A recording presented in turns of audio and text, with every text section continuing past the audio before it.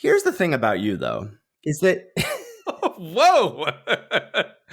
Whoa! Can we pump the brakes here? you just like you don't want to let me cook. Like, let's get in the lab a little bit. Let's get our hands dirty. That's what I'm saying. What are we doing with Tormented Hero other than slathering poop all over ourselves? Is Tormented Hero the fact that you can get it, like, you get it late? Can you build a, like, hyper aggressive black X deck, like black white or black red, with Tormented Hero? That, like, what are you targeting with? Obviously Ardenvale Tactician, the best card in the format. Got him. Walked right into that one. Rimrock Knight, the other best card in the format. I don't know. Yeah, I guess like in black, like what is black doing? Make him trade up, or you get him get to trade up with like a supernatural stamina. None of this sounds good to me. There are some cards on this list of things that wheel that do have my curiosity piqued, though. Retraction Helix is leaving after this week, right? Correct. So that does one does it do anything? No, I think it's peaked less. But the second card on this list, I have been toying around with in my head, which I guess is where you're getting at with this list. But the point I keep coming into is it worth it? And the answer, like, you're saying, can you? Yes. Should you? No. Like, Artisan of Forms is the next thing on this list, which is 1 and a blue for the 1/1 with Heroic. Whenever you target it, it can become a copy of something else.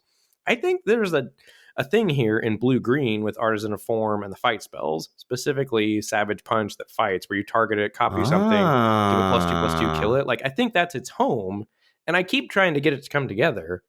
But, like, ultimately, if you want to win, you're just not supposed to do that, I don't think.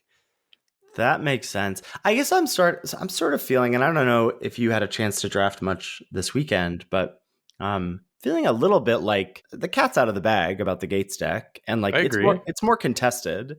And so I am interested in. I mean, we talked about like some of the decks this week of like the decks we like the white aggressive decks and red black basically being the decks. Probably should explore some more in the Grixis space. Got Samp telling us about some Dimir decks working. I would just like to push back against that. I mean, because I assume they're going to be listening to this and probably easier to have a conversation than type it out in Discord. And I put my 2 cents in on Flagy Archaeologist. I feel pretty strongly that card is not good. And maybe I'm missing, but I played with it a lot the first week of the format. And the whether it's an 0-3 or a 1-4, the body does not hold up to the tempo hit of spending 2 mana to do nothing against, like, to not pressure the Gates decks and to not be able to block flyers. Like, it is only defensive speed against Boros, which takes you back to the rock, paper, scissors, lizard, Spock aspect of the format, which I don't love that aspect of the format. You are unable to just call it rock, paper, scissors? But it's more than that. It's more than 3 things. That's why you got to add the lizard Spock. What is lizards? I know Spock, I assume, is like the live long and prosper. Yeah, hands. I assume so. I also don't know how to make the lizard. It's just from Big Bang Theory. You gotta watch your sitcoms. I do not. Says the man who's never watched The Office or Parks and Rec. You gotta watch. I've tried both shows. Gotta not watch for me. Big Bang Theory. Yeah, Big Bang Theory definitely not for me. But we digress. 2 cards I wanted to discuss. I guess maybe both of these are leaving. I don't know. I think Rescue is here. Call the Gatewatch. This is the 2 and a white, 2 drop a Planeswalker. We put this in that banger blue-white deck that Speed ran a trophy on your stream the other day. Correct. Sent out a tweet and what is the blue sky? A skeet? Sure.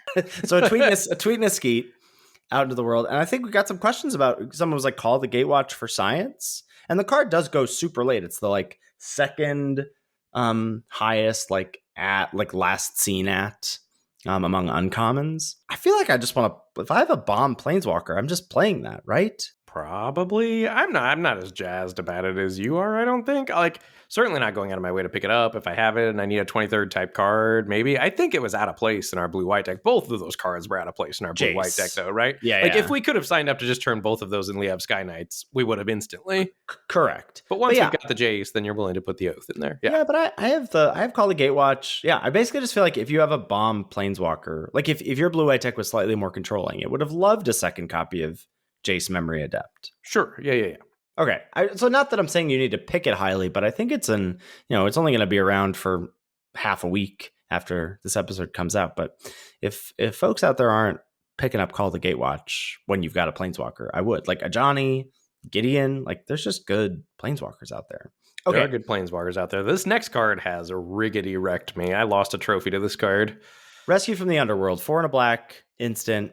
As an additional cost to cast it, sack a creature, and then in the beginning of your upkeep, you return that creature and another target creature from your graveyard to the battlefield. I was really high on this card, and I'm kind of lower on it now. It's hard to use. I don't think it's good or a high pick particularly, but what happened to me was I was playing in best of 3 and I knew they had this card. Mm-hmm. And it was so bad. We were in game 3 of the match for the finals, and they had they were blue-black deck, and they had black, blue up maybe. And I was going to fire off a removal spell on their thing. And so I was like, wait, I should do it on upkeep so that if they have their mana, they have to spend it on their turn. Mm-hmm. But then that let them on upkeep untap enough to have 5 mana up to rescue in response to my removal spell, which was absolutely disgusting. I totally blew it. And I knew they had that card. I definitely was supposed to kill it on my end step rather than their upkeep. But typically upkeep is when you want to fire that stuff off. Because then the because if your opponent gone. has right.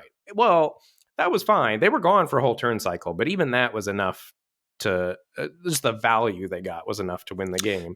But the timing of the removal thing, usually if you're trying to decide when to do it, the time to do it during your opponent's upkeep is if you suspect they might have interaction, which I was worried about a counter spell or a supernatural stamina or something. So I thought, okay, great, I'll be smart. But I hadn't clocked rescue as a reason to not wait for them to untap. Upkeep, yeah, that's interesting. I just feel like I was super high on it, and then I'm not. I feel like there's two things that are awkward. One is that Undead Butler and Possessed Scob are bad to sack because Possessed Scob gets exiled, and Undead Butler you want to exile. Like you don't particularly want to rebuy that ETB. So it's not like Black has really good ETBs to rebuy.